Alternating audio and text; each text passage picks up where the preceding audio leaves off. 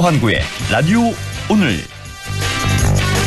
여러분 안녕하십니까, 허환구입니다. 국내 제빵업계 선두주자인 SPC 계열 제빵 공장에서 지난 주말 23살 근로자가 숨지는 사고가 있었죠. 고등학교 졸업 이후 제빵사의 꿈을 이루기 위해 바로 취업 전선에 뛰어든 2년 6개월 차 정규직 직원이었는데요.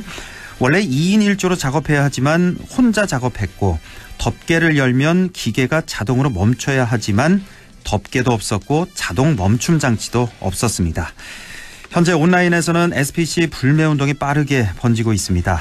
사람을 귀하게 대하지 않는 기업에는 돈을 쓰지 않겠다. 누리꾼들의 분노가 이어지고 있는데요. 중대재해처벌법이 시행 중이지만 여전히 노동 현장에서는 사망사고가 끊이지 않고 있습니다. 안전한 환경에서 사람답게 일하고 싶다. 생산 현장 노동자들의 이 같은 바람 언제쯤 이루어질 수 있을까요? 10월 19일 수요일 라디오 오늘 광고 듣고 시작합니다. 기름값도 금리도 올라. 내 월급 빼고 다 올라. 걱정 마. 렉스턴이 다 내려준대. 10월 렉스턴 또는 렉스턴 스포츠 구매 시 매주 10톤씩 유류비 지원으로 기름값 걱정 다운. 초저리 1.9%로 금리 걱정 다운. 그리고 출고 대기 시간도 다운. 지금 바로 당신의 렉스턴을 픽업하세요. 상용자동차 전시장에서. 라디오 오늘 수요일 순서 시작합니다. 일부 새로운 시각으로 지역의 문제를 함께 생각해보는 허승규의 청년생각, 안동 청년공감네트워크 허승규 대표와 함께하겠고요. 2부 이슈 오늘에서는 최근 의성에서 멸종위기종인 가시연꽃 군락지가 발견됐죠. 잠시 후 대구 환경운동연합의 정수근 생태보존국장 연결해서 자세한 얘기 들어보겠습니다. 이어서 라디오 드라마 존의원 이어지겠고요. 자, 라디오 오늘 생방송 놓치신 분들은 유튜브로도 다시 들으실 수 있습니다. 많은 애청 바랍니다.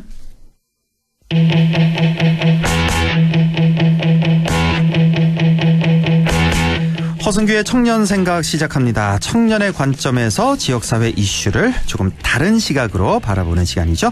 오늘도 안동 청년공감네트워크 허승규 대표와 함께하겠습니다. 허 대표님 어서 오십시오. 네, 반갑습니다. 자, 지난주에는 의성군 탄소중립포럼과 안동시 기라면 환경학교 소식 전해주셨는데 오늘은 어떤 주제 준비하셨어요?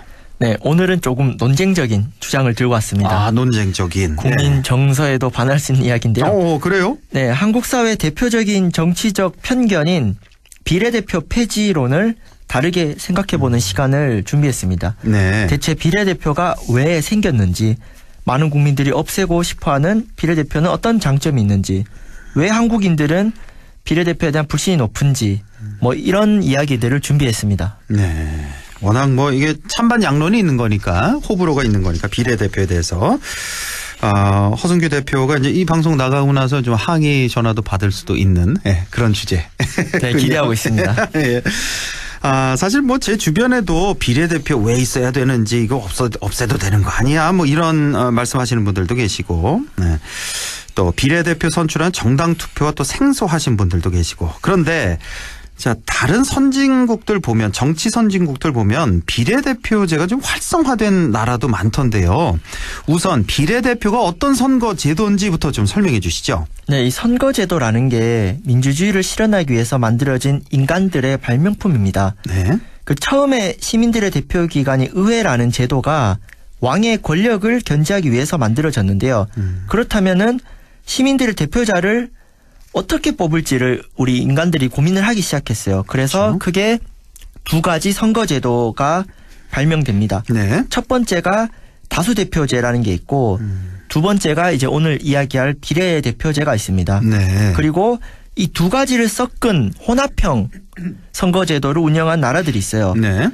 독일처럼 비례대표제에 가까운 혼합형, 즉 정당 지지율과 의석수를 일치시키는 연동형 혼합형이 있고, 대한민국이나 일본처럼 비례대표가 있지만 지역구가 중심이어서 다수대표제에 가까운 병립형 혼합형이 있습니다.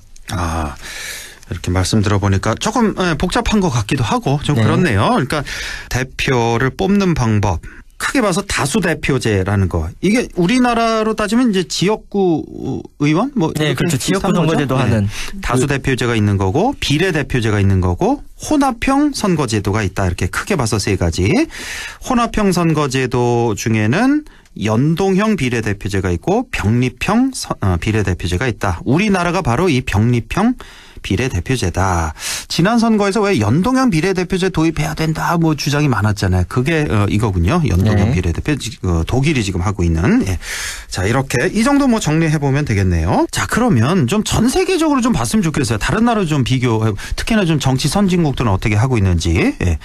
비교를 좀 해주시죠. 네, 200개 국가가 있는데 이제 정치와 경제가 어느 정도 안정된 국가들이 가입된 그 OECD 네. 국제협력개발기구에 있는 국가들만 일단 비교해 보면요. 네.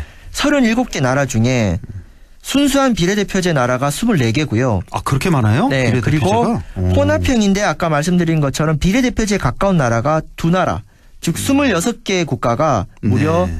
비례대표제를 채택하고 있습니다. 37개 나라 중에 OECD, 네. 그중에 26개 나라가 비례대표제다 사실상. 네. 예. 그래서 구체적으로 보면은 뭐 핀란드, 덴마크, 아이슬란드, 스위스, 뭐 스웨덴, 노르웨이, 이스라엘, 뉴질랜드 등등 네. 이런 나라들이 있는데 재미난 것은요. 2022년 세계 행복도 1등부터 10등까지 국가 모두가 비례대표제를 하고 있습니다. 그러니까 세계 행복지수 1위부터 10위까지 그리고 정치 선진국들 대체로 다 비례대표제를 선택하고 있다라는 말씀이시고, 자, 그렇다면 우리나라 좀 보죠. 우리나라 그 아까 왜 혼합형 선거제도라고 했잖아요. 병립형 비례대표제라고 했죠. 정확히. 예, 그런데 구체적으로 이게 어떤 선거제도인가요? 그러니까 우리나라는 비례대표제가 있는데 지역구가 압도적으로 많은 그래서 좀 다수대표제에 가까운 병립형 제도입니다. 그렇죠. 이게 무슨 말이냐면은 네. 병립형 말 그대로 지역구 선거와 비례대표 선거를 각각 따로 한다는 거예요. 네. 근데 독일은 따로 하되 네. 전체 의석수 배분을 정당 투표 비례대표 지지율로 정합니다. 그래서 독일 같은 경우는 30% 얻잖아요. 예. 그럼 30%에 해당하는 의석만 가져갈 수 있어요. 근데 만약에 지역구에서 한 35% 얻었다. 예. 그럼 비례대표를 빵석 못 가져가게 합니다. 이미 지역구에서 30%를 확보했으니까 네. 비례대표는 0석이 되는 거군요. 네, 반대로 30%를 얻었는데 지역구 당선자가 없을 수 있잖아요. 그렇죠. 예. 모든 지역에서 49%씩 얻었다고 그렇죠, 하면 그렇죠. 그러면은 비례대표를 비례대표로? 30% 주는 거예요. 이렇게 되니까 이제 사표가 최대한 없어지는 거죠. 네, 그러니까 지역구가 있는 독일은 그래도 전체 지지율을 정당 지지율로 제한을 하는데 예. 우리나라는 일단 비례대표가 되게 적어요. 국회의원 같은 경우는 한 20%가 안 됩니다. 네, 예. 그 20%도 안 되는 거기만 정당 지지율로 주고 지역구는 따로 하기 때문에 예. 이제 뭐 국민의힘이나 민주당 같은 경우 이제 지지율보다 지역구 의석을 많이 얻었다고 하면 독일식으로 하면 비례대표를 주면 안 되거든요. 네. 근데 우리나라는 비례대표도 챙겨갑니다. 예. 그래서 병립형과 병립형과 연동형의 차이는 예. 정당 지지율이 지역구 의석에 영향을 주느냐 안 주느냐 이렇게 차이가 있습니다. 자, 비례대표 그러면 어떤 장점이 있길래 이렇게 정치 선진국들이 대부분 다 이렇게 채택을 하고 있는 겁니까? 네, 크게 세 가지인데 일단 앞서 말씀드린 사표가 줄어든다라는 네. 거는 뭐 아까 말씀드렸고요. 두 번째는요.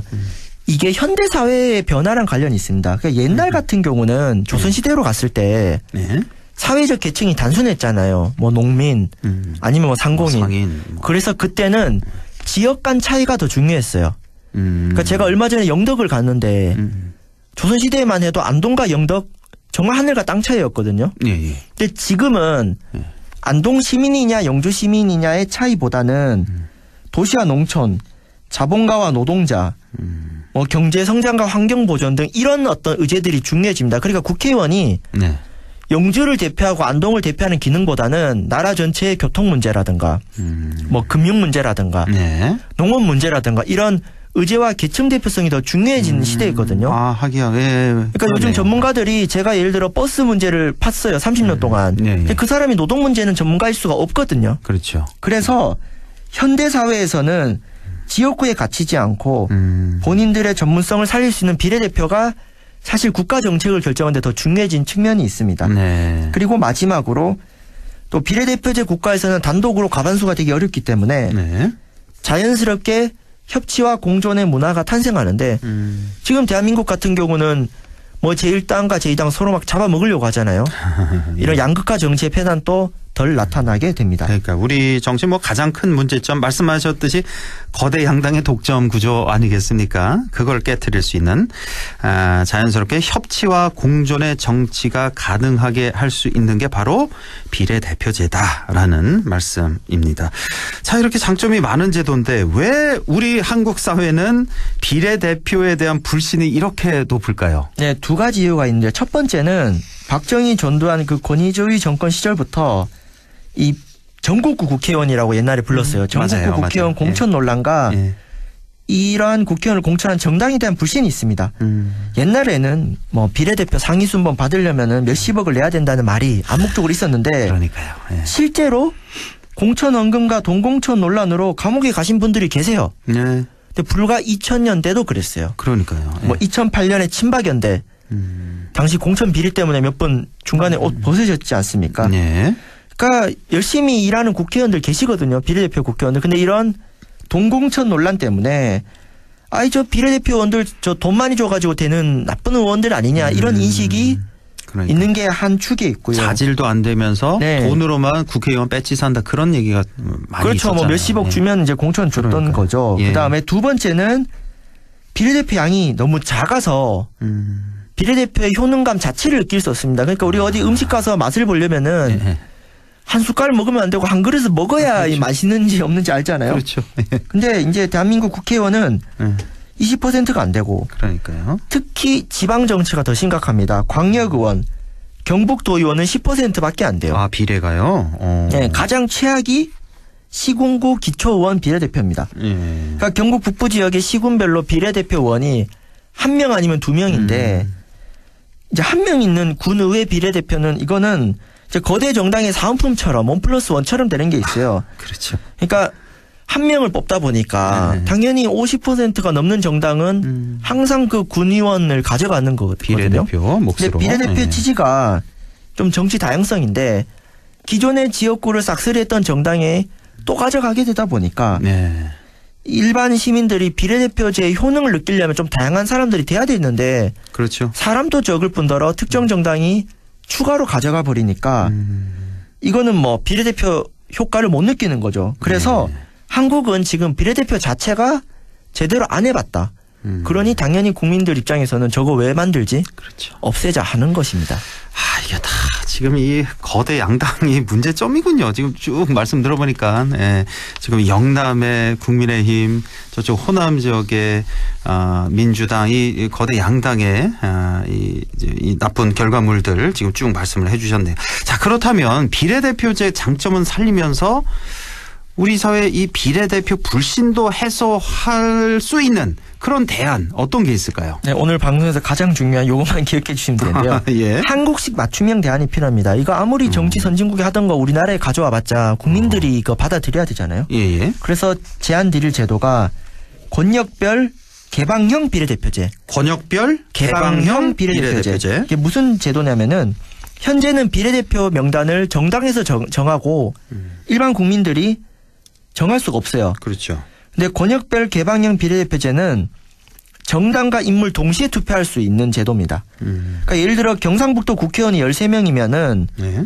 빨강당에서 국회의원 명단을 1번부터 한 뭐 20번까지 제출해요. 그렇죠. 예비 명단까지 쳐서 그러면 네. 유권자가 지금은 정당 투표만 하잖아요. 근데 네. 지금 이제 바뀐 제도는 정당이 제출한 인물 중에 가장 마음에 드는 사람 옆에도 체크를 합니다. 예를 들어 빨강당 후보 리스트에 3번이 허한구고 예. 10번이 허순규다. 예. 그러면 당에서는 허한구가 더 괜찮으니까 3번에 올렸지 않습니까? 근데 예. 내가 허순규가 더 좋아. 허순규에 투표한 시민이 많으면은 10번 허순규 순번이 올라가는 거예요. 아 그렇게 되는 거예요. 네, 이렇게 하면은요. 정당의 권한도 존중하면서 예. 유권자들이 직접 비례대표 인물을 뽑을 수 있기 때문에 비례대표제의 장점도 살리면서 공천 과정에 대한 불신 해소를 할 수 있습니다. 특히 아까 권역별 전국 단위로 비례대표를 뽑는 게 아니라 예. 권역별로 뽑으면은요 지역 대표성도 살리면서 비례대표가 수도권에만 편중되지 않게 또 지방 분권 취지도 많습니다. 아, 그러네요 정말. 그래서 예. 현재의 전국 단위 폐쇄형 비례대표 제도가 아니라 권역별로 개방형으로 하면은 뭐 동공천 해도 시민들이 순번을 그렇죠. 바꿀 수 있지 않습니까? 예, 그래서 저는 이 권역별 개방형 비례대표제가 지금 대한민국 현실에 맞는 제도라고 제안을 드립니다. 현재로서는 가장 이상적인 제도다 이게. 근데 그 유권자 입장에서 이렇게 말씀 들어보니까 그 비례대표 후보 쭉 뭐 1번부터 20번까지 있다. 그러면 그 후보들 하나하나 그 면면을 좀 알아야 되는 그런 좀 피곤함?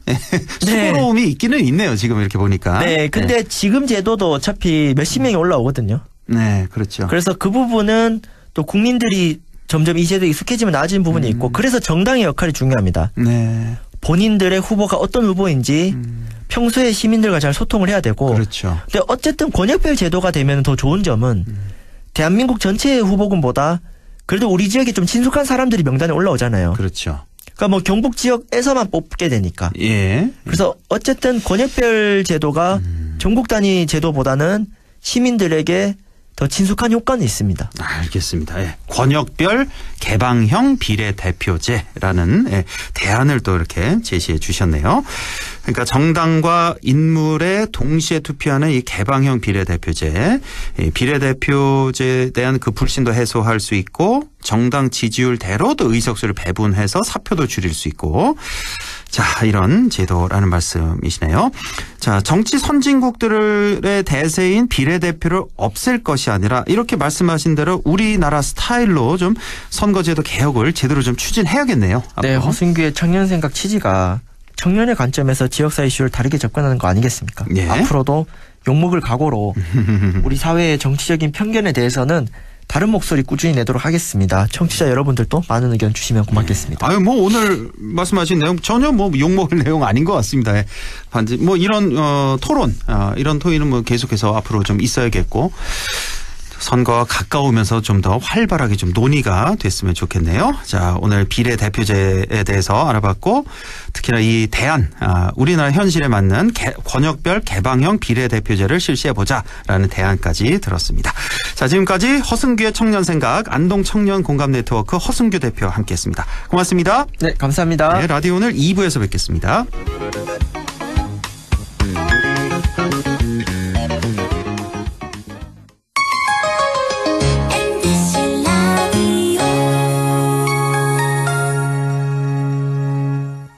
가구 살 땐 꼭 한번 가보자.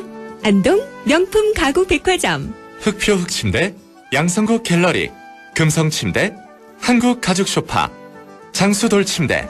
다양한 브랜드 가구를 한 곳에서 쇼핑할 수 있는 대형 가구 전시장. 안동 명품 가구 백화점. 예, 며느라. 밥 했어? 설거지 했어? 쓰레기 버렸어? 청소했어? 빨래했어? 개밥 줬어? 아들 낳았어? 딸 낳았어? 아무것도 안 하고 싶다. 이미 아무것도 안 하고 있지만 더 격렬하게 아무것도 안 하고 싶다. 지금은 그냥 라디오만 듣고 싶다. MBC 라디오. MBC 라디오. 라디오 청취자 10명 중 4명이 듣는 방송. 국가대표 라디오 MBC 라디오.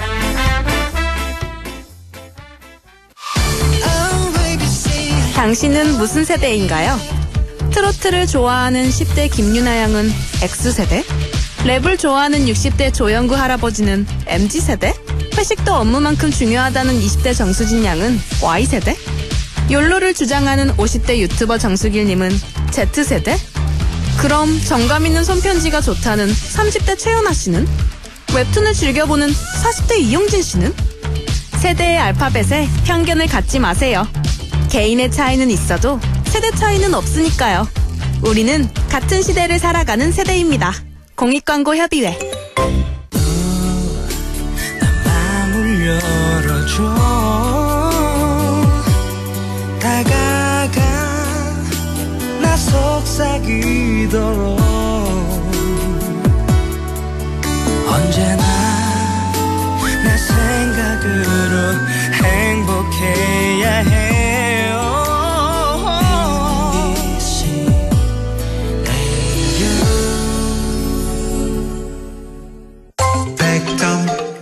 MBC 라디오. 네, 6시 24분 59초 지나고 있네요. 이슈 오늘 시작합니다. 최근 의성군에서 멸종위기종인 가시연꽃 굴락지가 발견됐습니다. 가시연꽃 굴락지의 발견 어떤 의미가 있는지 알아보고요. 그리고 가을이 깊어가고 있는데 영주 때문에는 여전히 녹조가 심하다고 하네요. 대구환경운동연합 정수근 생태보존국장을 연결해서 자세한 얘기 들어보겠습니다. 정수근 국장님 안녕하십니까? 예, 안녕하십니까? 예, 반갑습니다. 목 상태가 좀 안 좋으실까 봐요, 국장님. 예, 목이 좀 상태가 안 좋습니다. 예. 자, 의성에서 이제 가시연꽃 굴락지가 발견됐다는 소식인데 이게 뭐 연꽃 종류인 것 같은데 가시연꽃이 무엇이고 그리고 또 어떤 의미가 있길래 이렇게 뉴스거리가 되는 겁니까? 예, 가시연꽃은 일반 연은 잎이 수면 위에 떠서 자라잖아요. 예. 근데 가시연은 수면에 뜨지 않고 수면에 붙어서 자랍니다. 보통 연꽃은 다 수면 위에 잎이 떠 있는데 가시연꽃은 어떻게 물 안에 있는 겁니까? 물 표면에. 물 표면에. 예, 물 표면에 떠서 자라죠. 예. 또 잎도 굉장히 넓습니다. 잎도 넓고. 최대한 2m까지 자라는데 굉장히 잎이 크고. 예. 그다음에 잎맥에 가시가 돋아 있어서 가시연꽃이라고 하는데요. 이게 멸종위기종입니다. 멸종위기종이군요. 예. 그래서 이제 수유하고서는 굉장히 관련이 있는데 환경이 일정해야지 얘들이 발화를 하기 때문에 조건이 안 되면 발화를 하지 않습니다. 그래서 우리가 흔히 볼 수 있는 종이 아니라서 멸종위기종으로 지정이 되어 있습니다. 그렇군요. 우리 지역에서는 없었나 보네요. 이 북부 지역에는, 경북 북부 지역에는. 네, 주로 이제 경남에 주로 있었고. 나와 있습니다. 이 멸종위기종인 가시연꽃이 우리 지역 의성에서 발견됐다라는 뉴스고. 자, 굴락지가 발견된 곳 의성 어디고 그리고 어떻게 해서 처음 발견하게 된 겁니까? 예, 의성 안개에 있는 개천지라는 저수지입니다. 개천지요? 예, 개천지라는 저수지 안개에 있는. 저희 대구환경운동연합 회원이시기도 한데 의성 사는 귀농인이 홍련을 보기 위해서 이제 일반적으로 연꽃 있지 않습니까?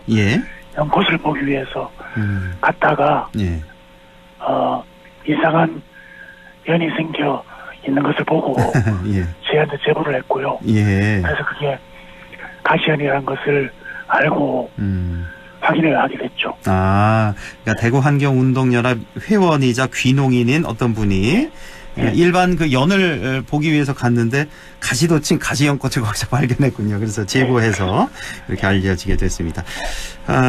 아까 말씀하실 때 이제 경남 지역에 가시연꽃 굴락지가 있다고 말씀하셨는데 혹시 경남에 유명한 우포늪에 있나요? 예, 맞습니다. 우포늪에도 있고 또 주남저수지에도 있는 이 가시연꽃 굴락지가 되겠는데 이 의성군에서 발견된 이 가시연꽃 굴락지 규모하고 현황은 어느 정도나 됩니까? 예, 주로 이제 가시연꽃 제대굴락지라는 곳이 말씀하신 대로 우포늪과 주남저수지였습니다. 근데 이제 우포늪은 그게 낙동강 바로 옆에 배우습지거든요. 사대강 사업으로 낙동강 수위가 올라가면서 우포늪 수위도 올라갔어요. 우포늪 수위가 올라갔군요. 사대강 사업하면서. 근데 수위가 올라가 버리니까 거기 가시연들이 가시연은 1년생이거든요. 1년생이에요? 발화를 하지 않았습니다. 그래서 우포늪은 최근에는 가시연을 보기 어렵습니다. 그렇군요. 주남저수지도 일반 연이 굉장히 많이 잠식을 해서 가시연 굴락지가 굉장히 축소됐습니다. 이런 상태에서 의성 안개에 있는 굴락지는 지금 거의 최대 굴락지가 된 상태입니다. 사실상 우리나라 최대 굴락지가 되겠군요. 축구장 한 예. 두세 개 정도 넓이. 아, 그렇게 많이 쫙 예. 펼쳐져 있군요. 예. 예. 의성 안개에 있는 개천지라고 하셨죠, 아까? 예, 맞습니다. 여기 시간 내서 한번 가봐야 되겠네요. 자, 가시연꽃이 이제 아까 말씀하신 대로 멸종 위기종인데 우리가 잘 보호해야 되지 않겠습니까? 그렇습니다. 향후 뭐 어떤 조치가 필요할까요? 일단 유기 조절을 잘 해야 됩니다. 물이 예. 너무 깊으면 예. 얘들이 이제 자라지 못합니다. 예. 물에 잠겨서 죽어버리기 때문에 그래서 적당한 수위를 유지를 해줘야 됩니다. 예. 그래서 그게 중요한 것 같고요. 근데요, 이 수위가 올라가면 같이 이 가시연꽃도 같이 이렇게 붕 떠서 같이 올라가는 거 아니에요?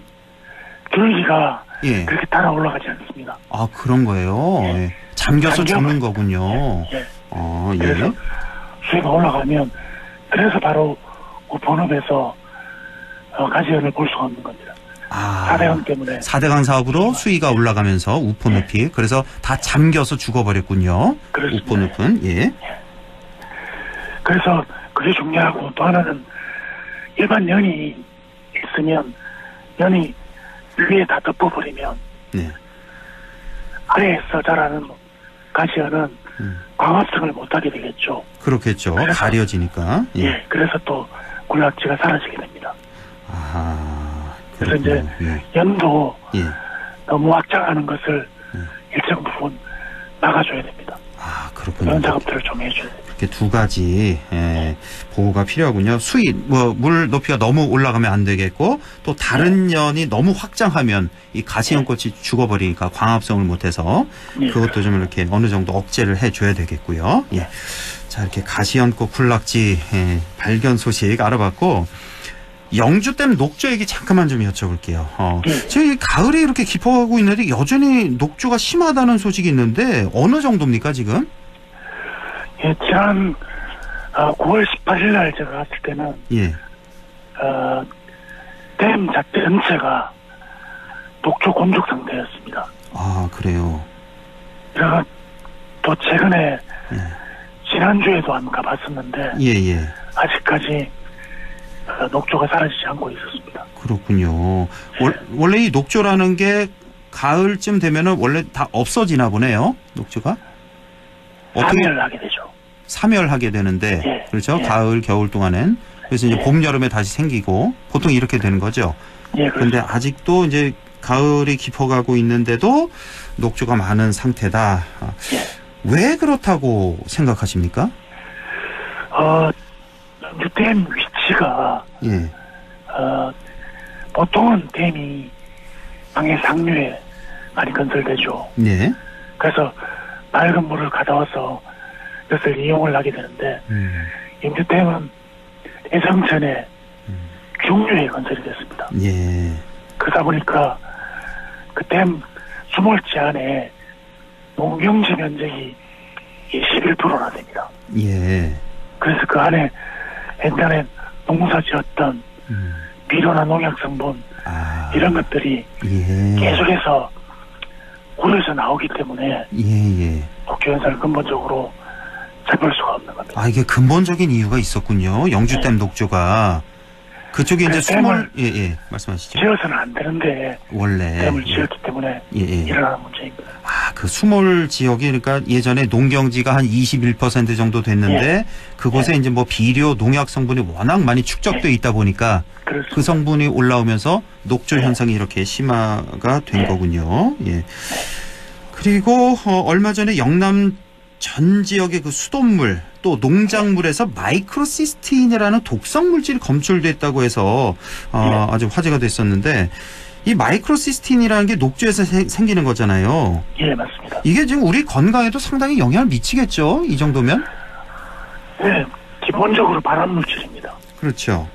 그다음에 간 독성, 신경 독성, 뇌질환까지 유발을 하는 사실은 아주 무서운 물질입니다. 예. 게다가 최근에는 생식 독성까지 있어서 남자의 정자수를 감소시키는 생식 독성까지. 까지 밝혀지고 있습니다. 여러 가지 독성 물질이고 발암 물질이다. 예, 상당히 건강에 뭐 지금 당장은 아닐지 몰라도 점점 축적되면은 앞으로 점점 더 심각해질 거라는 말씀이시고, 예. 아유, 한 1분밖에 안 남았는데요. 앞으로 이 심각한 녹조 문제, 영주댐의 녹조 문제 해결하기 위해서 어떤 조치가 필요할까요? 예, 빨리 댐에 수문을 열었어요. 예. 사실은 영주댐은 쓸모가 없는 댐이 되어버렸습니다. 왜냐하니까 영주댐의 목적은 낙동강 수질 개선입니다. 예. 근데 녹조물로 낙동강 수질을 개선할 수가 없잖아요. 그렇죠. 더 악화시켰죠. 예. 댐 자체가 쓸모가 없기 때문에 댐으로서의 기능을 하지 못한다. 그러면 빨리 수문을 열어서 모래와 물이 흘러가도록 해서 내성천이라도 살려야 된다는 거죠. 내성천은 우리나라에 아주 보기 드문 모래강으로서 국폭법 하천입니다. 예. 그런 하천을 영주댐이 지금 망쳐놓고 있습니다. 알겠습니다. 예. 아유, 시간이 다 됐어요. 빨리 댐을 열어서 예. 내성천을 되살려야 된다, 이런 말씀을. 지금 당장 방류해야 된다. 예. 오늘 목이 좀 불편하신데도 인터뷰 잘 들었습니다. 고맙습니다. 감사합니다. 네, 지금까지 대구환경운동연합 정수근 생태보존국장이었습니다.